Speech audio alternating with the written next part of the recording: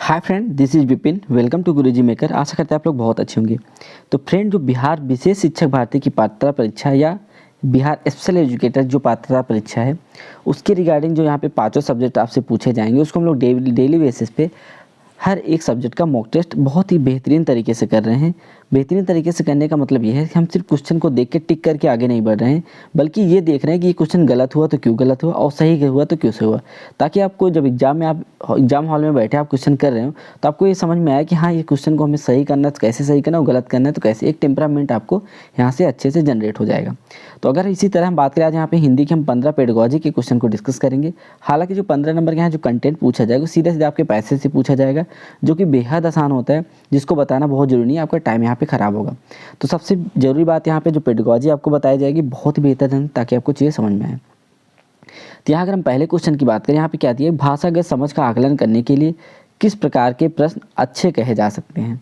ठीक, तो अब यहाँ पे अगर हम बात करें भाषागत समझ के आकलन के लिए कौन से अच्छे होते हैं, तो अगर हम यहाँ पे चौथे ऑप्शन की पहले बात करें, आपकी दिया कि जो प्रश्न परिभाषाओं को याद करने पर बल दे। अब देखो, जहाँ परिभाषाओं को याद करनी, ये तो निगेटिव वर्ड है, ऐसे ही गलत हो गए है। ठीक, तो और वैसी परिभाषाओं को याद करके आप भाषागत समझ को थोड़ी विकसित कर पाएंगे। ठीक, ये हमारा गलत हो जाएगा। अब देखो, पहला ऑप्शन था, ये देखो ये भी गलत। क्यों? क्योंकि हम दिया कि सामग्री को कंठस्थ करने का, तो जब कंठस्थ करने की बात मतलब रटवाने की बात आ जाए तो वो भी गलत हो जाएगा। तो ये निगेटिव वर्ड, हालांकि प्रोत्साहित वर्ड अच्छा है, बट यहाँ पे कंठस्थ क्या है, निगेटिव वर्ड है, तो आप रटवाएंगे नहीं। तो ये ऑप्शन आपका पहला भी गलत हो जाएगा।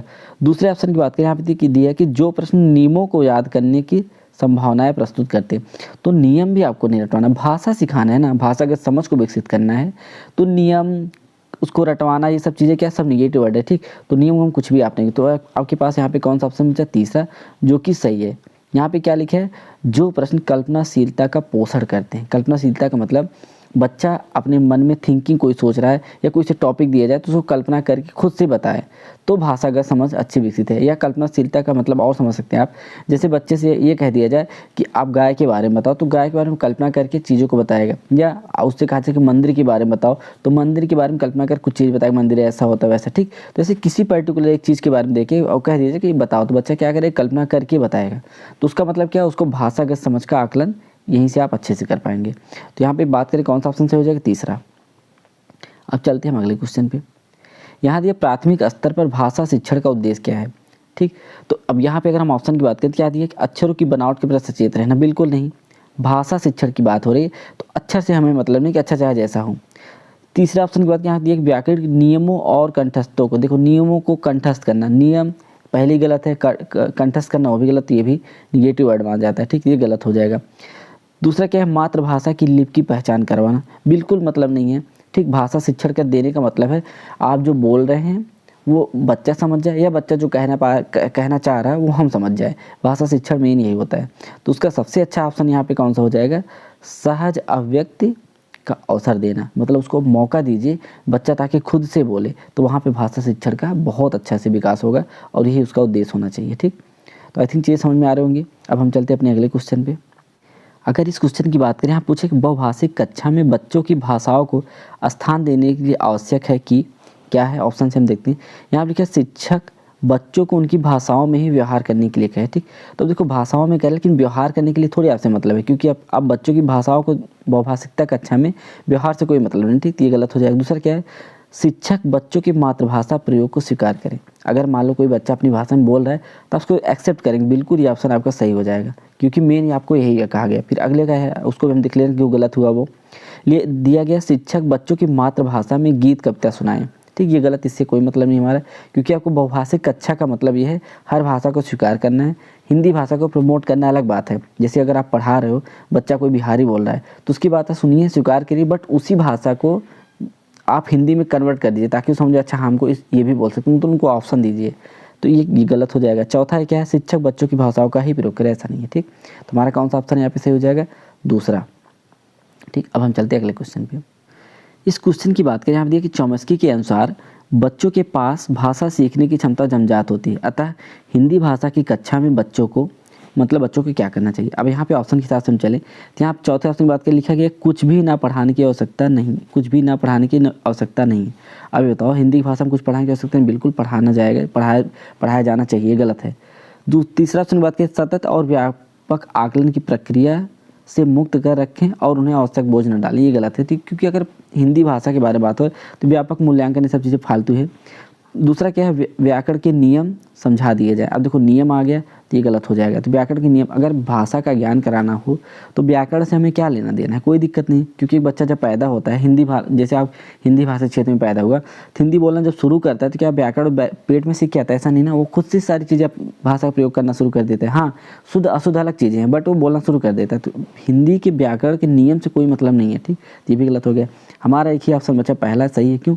क्योंकि आप लिखा विविध भाषा प्रयोग में परिचय प्राप्त करने के अवसर दिए जाने चाहिए, ठीक। तो जितना बच्चों को अवसर दिया जाएगा उतना बच्चा खुद से बोलेगा और उसको भाषा प्रयोग अच्छे से उससे परिचित हो जाएगा। तो सबसे अच्छा ऑप्शन कौन सा? पहला। तो यहाँ पे कौन सा ऑप्शन सही हो जाएगा? हमारा पहला। अब चलते हैं अगले क्वेश्चन पे। इसमें दिया वाइगोस्की ने निम्न में से किसको भाषा निर्माण के लिए महत्वपूर्ण माना है। अब देखो वाइगोस्की की अगर बात करें तो उन्होंने क्या कहा है कि बच्चा जो है समाज से अंतःक्रिया करके सीखता है, चाहे भाषा सीखे चाहे डेवलपमेंट जो भी है अंतःक्रिया करके सीखता है। किससे? समाज से। तो अब बौद्धिक क्षमता से कोई मतलब नहीं, स्कूल से कोई मतलब नहीं है, खेल मैदान से। तो क्या हो गया? समुदाय या समाज, इसको हम बोलते हैं, ठीक। चाहे समुदाय आप कह लो चाहे समाज। तो आपका कौन सा ऑप्शन सही हो जाएगा? दूसरा। आई थिंक चीज़ें आपको समझ में आ रही होंगी। अब चलते हैं अगले क्वेश्चन पे। इसमें दिया भाषा शिक्षक के रूप में आप कविता शिक्षण की किस विशेषता को गद्य शिक्षण के विशेष मानते हो। अब देखो मतलब आप कविता किसी को समझा रहे हो बच्चे को, तो उसमें सबसे ज़्यादा इम्पॉर्टेंट चीज़ क्या है? उसमें सबसे ज़्यादा इम्पॉर्टेंट क्या होगी? भाषा सौष्ठव की महत्व, ऐसा कुछ नहीं है, ठीक। भाषा को उतना महत्व नहीं चाहिए। आप बच्चों को कविता समझा रहे हो या गद्य शिक्षण की जो विशेषता उसको बता रहे हो तो उसमें सबसे इम्पॉर्टेंट क्या होना चाहिए? ये नहीं होगा। दूसरा क्या है? शब्द भंडार में वृद्धि, ऐसा भी कुछ नहीं है। तीसरा क्या है? भाषा प्रयोग की छटाएं, ऐसा कुछ भी नहीं है। गेयता हो जाएगा। अब गेयता का मतलब क्या होगा? बच्चा कितना ऑब्जर्व कर पा रहा है। आप कविता समझा रहे हो या गद्य का शिक्षण दे रहे हो तो सबसे ज़्यादा इंपॉर्टेंट ये है कि जो गद्य का मतलब क्या है, चाहे दोहा हो गया या कभी कविता हो गया, तो इसमें एक सार निकल के आता है। बच्चा उस सार को समझ पा रहा है कि नहीं, ये सबसे ज़्यादा इंपॉर्टेंट होता है। तो उसमें विशेषता में सबसे विशेष क्या है? गेयता। जो आप पढ़ा रहे हैं उसमें सबसे ज़्यादा इंपॉर्टेंट क्या है? गेयता। बच्चा कितना ऑब्जर्व कर पा रहा है, उस कविता से कितना सीख पा रहा है, ये सबसे ज़्यादा इंपॉर्टेंट है। अब चलते अगले क्वेश्चन पे। यहाँ दिया है कि मौन पठन के माध्यम से गति के साथ पढ़ने, यहाँ पढ़ने लिखो, यहाँ पढ़ने होना चाहिए था, ठीक। यहाँ पढ़ने होना चाहिए था। तो पढ़ने, यहाँ लिखा पढ़ने की क्षमता का विकास किया जाता है। यहाँ जाते हो गया, जाता होना चाहिए, थोड़ा सा मिस्टेक हो गया। इस प्रक्रिया में पाठक क्या करता है? जब मतलब मौन पठन के माध्यम से गति के साथ पढ़ने की क्षमता विकास किया जाता है, जो पढ़ने वाला क्या करता है? फुसफुसाते हुए पढ़ता है? जी नहीं। मन में पढ़ रहा है तो फुसफुसाएगा क्यों? उसके बाद प्रत्येक अक्षर पर ध्यान देते हुए पढ़ता है? जी नहीं। देखो जब हम लोग मन में पढ़ते हैं तो बहुत जल्दी पढ़ते हैं, उसमें क्या होता है कुछ चीज़ें हम लोग छोड़ देते हैं लेकिन समझ जाते हैं हाँ क्या क्या आ रहा है, उसका कहने का मतलब क्या है। तो तीसरा ऑप्शन है, क्योंकि इसमें यही क्या है, शब्दों का अनुमान लगाते हुए चलना। जब हम लोग पढ़ते रहे तो मान लो अगर कोई थोड़ा सा कम भी पढ़े फिर समझ जाता है अच्छा ये होगा चलो हम बढ़े। तो मतलब एक थिंकिंग वहाँ से हमको समझ आती है। मौन पठन का मतलब सिर्फ और सिर्फ इतना ही होता है। तो वहाँ पे क्या होता है, जो शब्द होते हैं उनका हम अनुमान लगाते हुए चलते हैं। तो यहाँ तीसरा ऑप्शन सही हो जाएगा। अब चलते हैं अगले क्वेश्चन पे। यहाँ दिया शिक्षण की साहचर्य विधि निम्नलिखित में से किसके द्वारा विकसित की गई। तो ये फैक्चुअल क्वेश्चन, आप इसको जानते रहिए। श्रीमती मारिया मंटेस्टी के द्वारा साहचर्य विधि आया था, वो भी शिक्षण की साहचर्य विधि में, ठीक। जिसको आप याद कर लीजिए, इसमें कुछ ज़्यादा बताने लायक है नहीं। अब इस क्वेश्चन की बात करें, यहाँ आप देखिए ध्यान से, लिखा गया चमकीला रोड़ा। यह रेखांकित जो देखो चमकीला रोड़ा लिखा है तो रेखांकित मतलब चमकीला की बात हो रही है। रेखांकित विशेषण चमक संज्ञा में और ईला प्रत्यय जोड़ने के बाद बना हुआ है। तो इस प्रकार का उपागम क्या बताता है आपको? भाषा सौंदर्य के बारे में नहीं। भाषा सौंदर्य मतलब भाषा को कितने अच्छे से बढ़ा चढ़ा के लिखा है उसके बारे में तो ये नहीं होगा। दूसरा क्या, भाषा की बारीकियों पर ध्यान केंद्रित करता है, ये सही हो जाएगा। क्योंकि चमकीला शब्द कैसे बना है, उसमें क्या है, चमक एक संज्ञा है उससे और ईला प्रत्यय जोड़ने के बाद चमकीला बना है। तो जब इस तरह की चीज़ें आप जानते, इसका मतलब क्या, भाषा की आपकी बारीकियों के बारे में बहुत अच्छे से पता है। तो ये ऑप्शन आपका सही हो जाएगा। तीसरा क्या, विशेषण की परिभाषा, ऐसा कुछ नहीं है इसमें, विशेष परिभाषा नहीं, संज्ञा की परिभाषा नहीं है। तो हमारा कौन सा ऑप्शन सही हो जाएगा? दूसरा, ठीक। आई थिंक चीज़ें समझ में आई होंगी। अब चलते हैं अपने अगले क्वेश्चन पे। इसमें दिए निम्नलिखित में से कौन सा मौखिक कौशल में दक्षता प्राप्त करने का गुण है। मतलब अगर हम मौखिक कौशल कर रहे हैं तो क्या चीज़ें आपके अंदर आएंगी।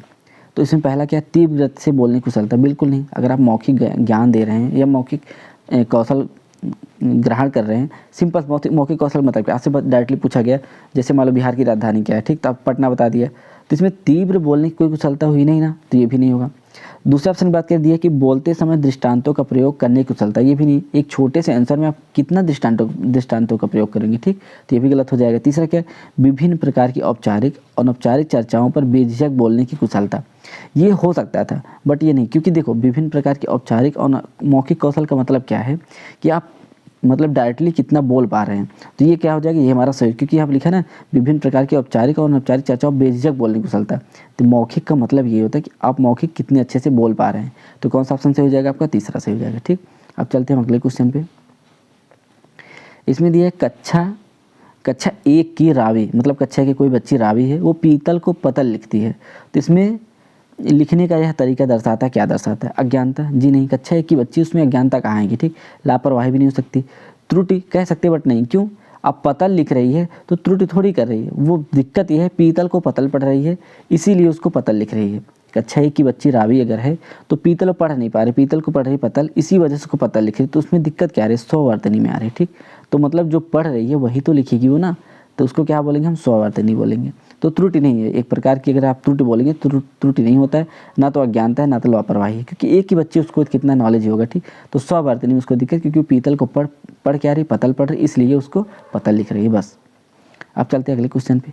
यहाँ दिया कि प्राथमिक स्तर पर बच्चों में पढ़ने की उत्सुकता पैदा करने के लिए पाठ्यक्रम के अलावा किसका उपयोग किया जा सकता है। अब बताओ, प्राथमिक स्तर की बात है तो उपन्यास की चर्चा होगी नहीं, पुस्तकालय भी नहीं होगा, समाचार भी नहीं होगा, हमारा एक ही ऑप्शन बचा ना, क्या, पढ़ने का स्थान।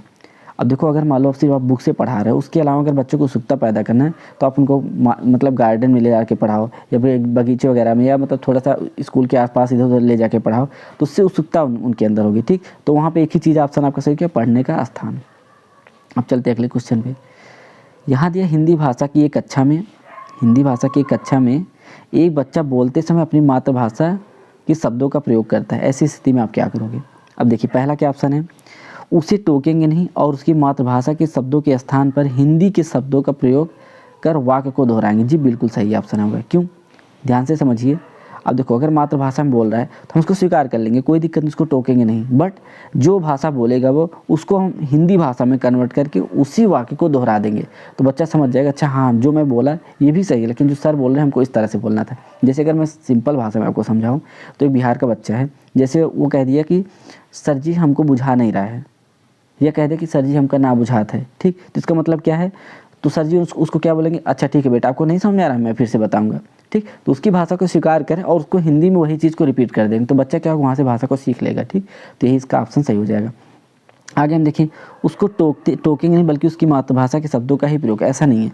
अब भाषा बिहारी बोला तो आप भी बिहारी बोलना शुरू कर दीजिए, यूपी का है तो यूपी बोल रहा है तो यूपी वाला बोलना शुरू, ऐसा नहीं वो करेंगे, ठीक, ये गलत हो जाएगा। तीसरा क्या है, उसे टोकेंगे और उनकी मातृभाषा के शब्दों के स्थान पर हिंदी बोलने के लिए प्रयोग दृढ़ता से करो, ऐसा नहीं है, उसको आप कुछ भी ज़बरदस्ती नहीं कर सकते हैं। चौथा क्या, उसकी भाषिक अभिव्यक्ति पर ध्यान नहीं देंगे पाठ जारी, मतलब चाहे कुछ पूछे ना पूछे हमसे मतलब नहीं, हम अपना पढ़ा के चले जाएंगे, तो हमारा गलत हो गया। तो कौन सा सबसे बेस्ट ऑप्शन है, हमारा पहला, ठीक। अब चलते हैं अगले क्वेश्चन पे। अब देखिए यहाँ पे क्या दिया, लिखते समय स्वयं से बातें करना तथा अपूर्ण अक्षर या शब्द लिखना कौन सी भाषा संबंधी विकार के अंतर्गत आता है। अब देखो लिखने में प्रॉब्लम आ रही थी, मैं इससे पहले एक वीडियो में बताए थे आपको कि जैसे हम लोग कोई ग्राफ बना रहे हैं, ठीक, अगर हम लोग बनाते सीधा सीधा ग्राफ बनाते हैं, लेकिन बच्चा ग्राफ बनाता है तो थोड़ा सा ऐसे लहराती हुई लाइन रहेगी, ठीक। तो क्या मतलब ग्राफ बनाने में दिक्कत, मतलब क्या लिखने में दिक्कत आ रही है, तो जहाँ पे डिस्ग्राफिया की बात है, मतलब ग्राफ बनाने में दिक्कत हो, वही आपका लेखन कौशल विकार होगा। तो क्योंकि यहाँ पे दिया है ना, ध्यान से देखिए, दिया है कि अक्षर या शब्द लिखने में प्रॉब्लम, तो मतलब कौन सा डिस्ग्राफिया, क्यों, अब ग्राफिया से क्या आप लगा लेंगे, ग्राफ, क्योंकि हम लोग ग्राफ बनाएंगे सीधा सीधा बनाते हैं, और बच्चा ग्राफ बनाएगा तो थोड़ा टेढ़ा मेढ़ा बनाता है, छोटा बड़ा कर देता है, ठीक। तो ग्राफ बनाने में जहाँ दिक्कत आई क्या होगी, डिस्ग्राफिया। और ग्राफ बनाने की बात मतलब कौन सा कौशल, लिखने वाला कौशल है, तो ऐसे समझ जाइए। तो इसमें क्या ऑप्शन आपका सही हो जाएगा, दूसरा। डिसलेक्सिया की बात करें, हमने बताया था लेक्सिया आ जाए, तो देखो लेक्सिया को अगर हम लक्ष्य करें, ठीक, और ये क्या, हम तो लक्ष्य पढ़ रहे हैं, लेकिन छोटे बच्चों को पढ़ाओगे तो इसको लुक्स पढ़ेंगे, ठीक। तो जब लक्ष्य को लुक्स पढ़ रहा है मतलब पढ़ने में दिक्कत आ रही है, तो आप ऐसे समझ जाइए, जहाँ डिसलेक्सिया है आप समझ लीजिए कि पढ़ने का कौशल यहाँ पे कौन से डिसलेक्सिया का है। डिसकैलकुलिया की बात करें, कैलकुलिया मतलब कैलकुलेशन करने के कुछ आ रहा है, तो क्या हो जाएगा, मैथमेटिकल हो गया, गणितीय पठन का विकार हो गया, ठीक। डिस्फ्रेजिया की बात करें, ये शरीर से हमारे है, ठीक। तो हमारे चारों यहाँ पे ऑप्शन हमको पता हो गया, तो हमारा ऑप्शन कौन सा है, डिस्ग्राफिया। आखिरी क्वेश्चन की बात यहाँ पे दिया कि प्रश्न पत्र निर्माण करते समय प्रश्नों की कठिनाई स्तर का निर्धारण निम्नलिखित में से किसके चरण के अंतर्गत आता है। अब देखो, शैक्षणिक उद्देश्यों को लिखना बिल्कुल गलत हो जाएगा। कार्य योजना बनाना, इसमें हमें कोई मतलब, अंकन योजना तैयार करना, हमारे पास बचा क्या, स्वरूप योजना बनाना, जिसको हम ब्लूप्रिंट भी कहते हैं। ठीक, इंग्लिश में आएगा तो ब्लूप्रिंट कहेंगे, हिंदी में आएगा तो क्या होगा, स्वरूप योजना बनाना। तो जब प्रश्नों को आप बना रहे हैं तो कठिनाई स्तर निर्धारण कैसे करेंगे, वो किससे करेंगे, स्वरूप योजना बनाने से। आई थिंक जो 15 क्वेश्चन बताया आपको अच्छे समझ में आया होगा।